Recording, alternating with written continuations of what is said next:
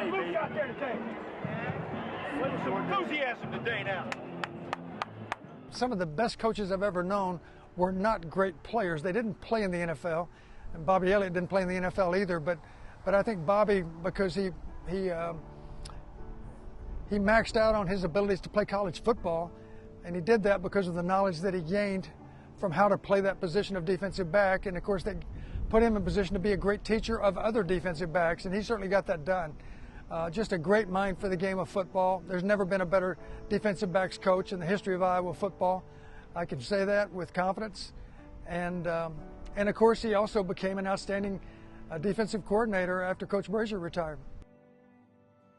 Coach E recruited me, so I would see him in the weight room, and he always had a lot of energy, even early in the morning, and always had that smile, and that stayed throughout my career at Iowa. Coach E always had that energy, always had that smile, and you know, a few nicknames that he gave me, but from big fella to hey JD and just stuff like that. And as far as the defense goes, his personality you know, wore off on our defense, and we brought that same type of energy, and we had a bond as a defense, much like he had with us. And I was being recruited by Miami, Florida State, Penn State, and Iowa was one of the schools that, you know, they were always there, but kind of felt like they were the dark horse. And Coach Wyatt and Coach Elliott, they were there faithfully every week. And, you know, my high school coach kept telling me, he said, I really think you should take a visit to Iowa. I really think you should take a visit to Iowa. And finally, I broke down. I was like, you know what? I said, I'll give Iowa a try. And probably the best decision I ever made in my life. Coach Elliott saved me in that, and not in a bad way, but in a great way. In April of 1996, my father passed away. At 2 a.m., he is the one that came to my relief and really saved me. And during that time, I saw that what a coach does for young people, that is one of the main reasons why I got into coaching. And only a few people know about that, but that's one of the main reasons why I do what I do today, because of that night, what he did for me.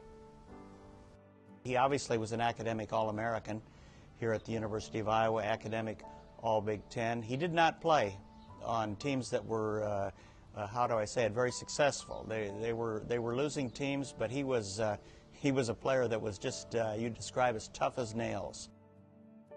If things would have gone differently, could have been the next head coach, but you know, things happen the way they do, and he never let anything deter him, and he's gone on to be successful at each and every place that he's been, which tells me that he can adapt.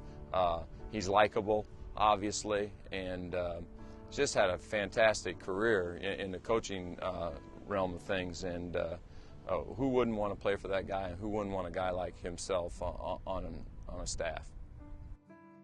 And the thing that those players would tell you is that Coach Elliott was there to support them through thick and thin. Good days, bad days, didn't matter. He was there for them at all times.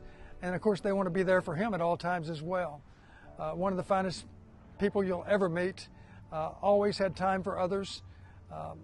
Would always make time for others, whether it be a coach within the staff or a player even at some other position. He's a people person, and that's one reason that the players played so well for him, is because they knew he cared about them on a very personal and deep level.